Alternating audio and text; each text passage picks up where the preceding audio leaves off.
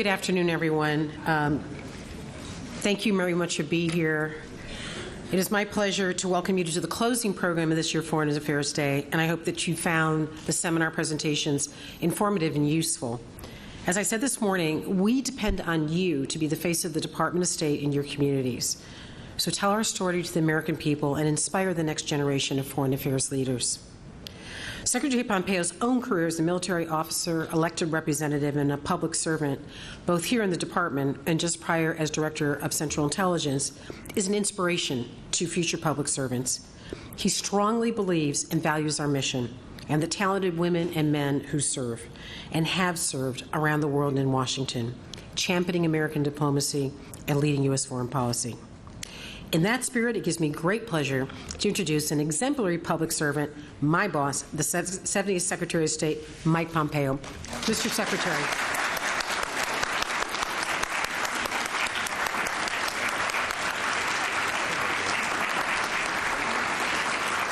Good afternoon. Good afternoon. It's wonderful to be with you today. It's the 54th Foreign Affairs Day, a great celebration. Frankly, I'm a little bit intimidated. You all in this room have hundreds, if not thousands, of years of combined diplomatic experience. I've got one in a week now, I think. I remember, too. I remember the warm welcome I received on last year's Foreign Affairs Day on only my second week as Secretary of State. Lots happened in that year. And I look forward to sharing this with you. But first I want to say welcome home. I've said this a lot this first year, and I meant it. We are State Department family. Our doors are always open to you. I know that you as career diplomats share a passion for public service, and that did not end on the day that you retired. You're out there helping younger diplomats be better, finding new ways to strengthen our community, advocating for what is indeed the finest diplomatic corps that the planet has ever known. This day wouldn't be possible without the people and organizations that make it possible.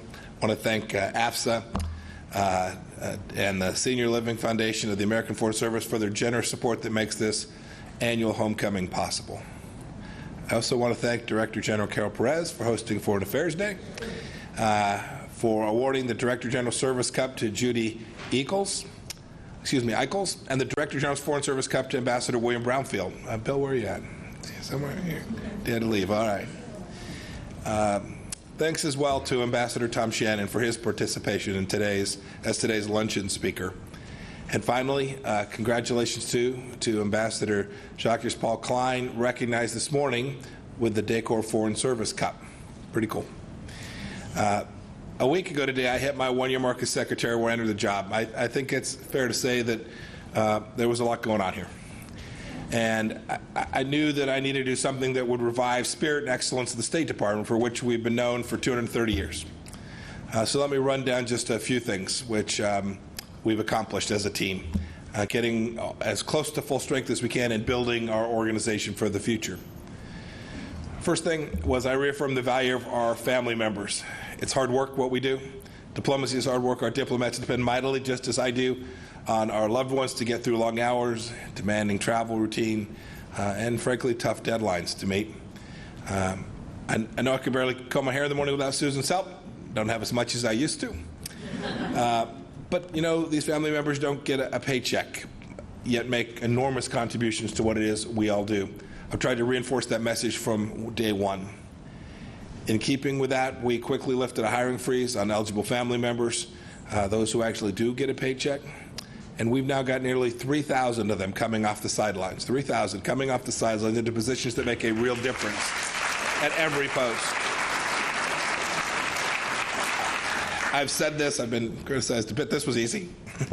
This was a slam dunk of a decision. Second, I wanted to truly make sure that I did everything I could to open up the lines of communication inside the organization. I knew that the team needed to hear from me directly, often, and I needed to hear from them as well. I hold meetings open to every single employee. I call them Meet with Mike sessions. It's not very originally titled, but you get the idea. I use this time I'll talk for a couple minutes, but I use this time mostly just to take questions from people. We literally invite, I think the room holds 65 or 70, the first 70 people who respond to an email, those that are included. I do the same kind of thing when I travel to each of our facilities overseas. I don't think I have missed meeting with our team at any of the embassies to which I've visited. I do this not because it's the right thing to do, although it is. I do it because it's of enormous value to me. I was in a Middle East country a few months ago, and one of the staff there presented Susan and me with milkshakes from Dairy Queen. Indeed, they were still cold. And if you can pull that off in a desert climate, you're doing great work. After my trips, I send out emails. It's another way to try and communicate. I talk about what we did, how we did it. I thank the team for the work that they did on the ground to help make the trip successful, or in the case it wasn't, the things they did to make sure that we did all we could to have made it successful. And I've also traveled some, the last point. I've also traveled some here in the United States telling the State Department story. I've done it on trips all around the country. I'm going to keep doing it. I want to make sure that we have individuals from all across America who understand the importance of what we do, why we do it, the good that comes to America from the work we do. And they need to know this. They need to know how the State Department brings value to their lives. And I talk about what we do on energy, on economic mission, our national security mission. I talk about all the work we do in consular affairs, the work we do to help keep Americans safe when they travel abroad. And I also want to talk to them about a life as career public servants and why that's of real value to our nation and could be of real value to them if that's the path they choose to take.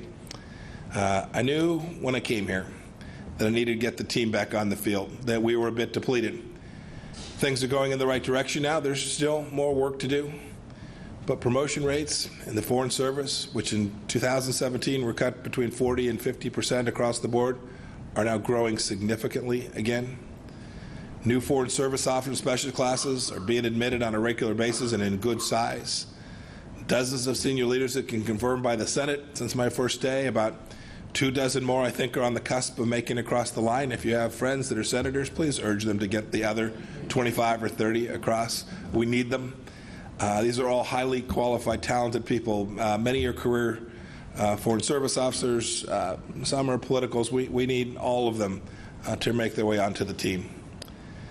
I wanted, too, to reaffirm the value of diplomatic expertise. So at my recommendation, President Trump and the Senate recognized 4 individuals, career ambassadors: David Hale, Phil Goldberg, Michelle Sissons, and Dan Smith, who's now running FSI. The rest of our team now knows these are senior leaders that they can truly look up to. My poor staff will tell you I love to work. I love what I'm doing every day. But I can't do it all. We brought on a group of special representatives who have truly helped us in some of the most difficult challenges, the ones that President Trump has placed his priority on. You know many of them. They all have strong Foreign Service officers, civil service teams filling out their staffs. I'll close with this today. Many of you would have seen that we're positioning the team for success in the years to come by strengthening our organizational culture. It's something that I believe with all my heart.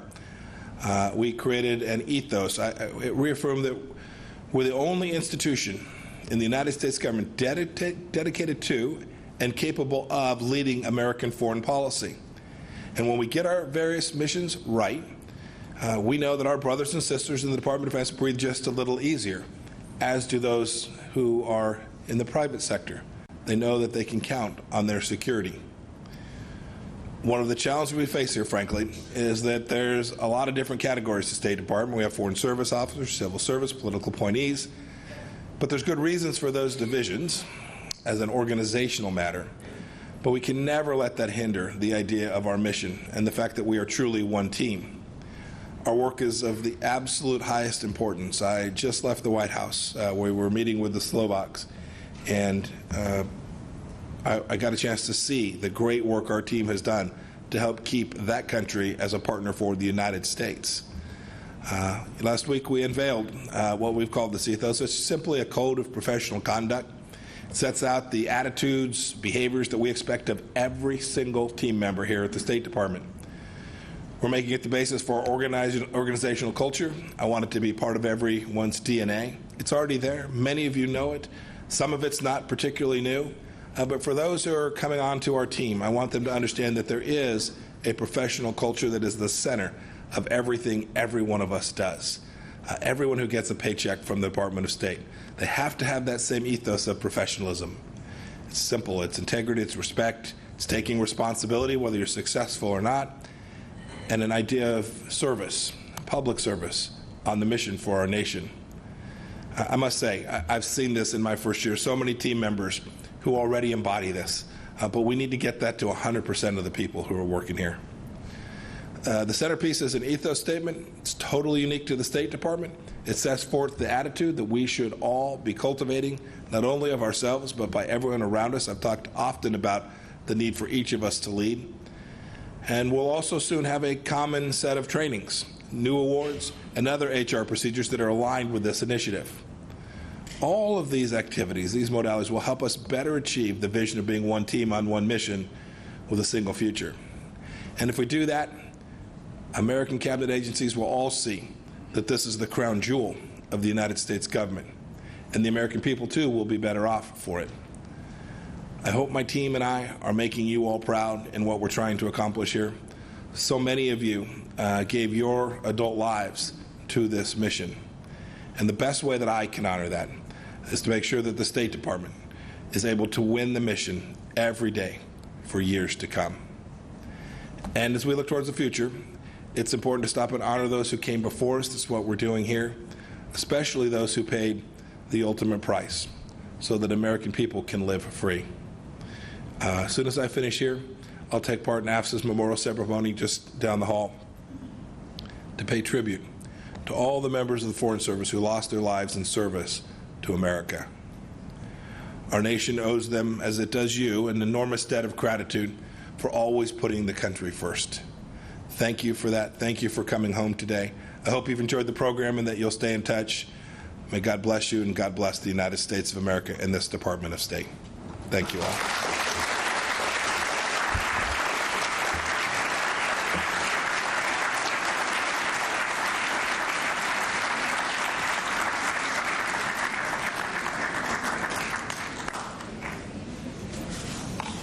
So thank you so much, Mr. Secretary.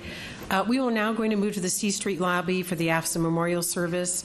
There is limited space, so we request those attendees who are not participating in the ceremony, you can remain in your seats here, and we will have the ceremony on the screen. Thank you again for your participation today.